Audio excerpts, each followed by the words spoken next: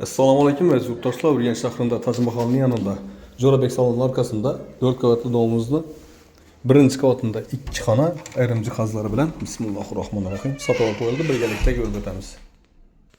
Eshiklarimiz demir eshik ekan, ichida yana zapasdan xod eshik bor ekan. Bu yerda prixoji qo'yilgan, qalada ekan. Birini xonasini bo'lak отдельный qilganlar. Bu yerimiz zal, bu yon tarafimiz spalni.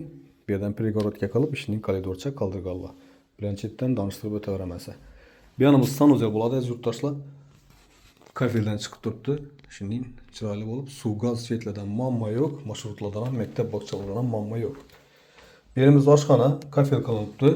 Fartuqlar urilgan, kuxinning mebelimiz bor, gaz plitamiz chotki, tozasidan turibdi.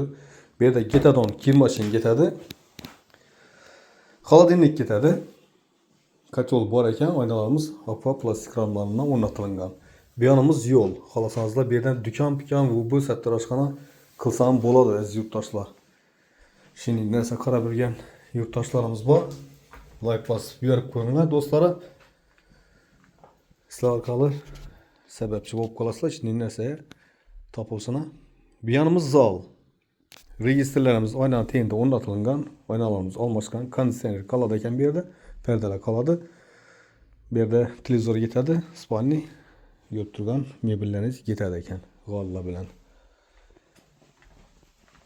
Bu yon tarafimiz spalni. To'chkamiz yaxshi yerda joylashgan.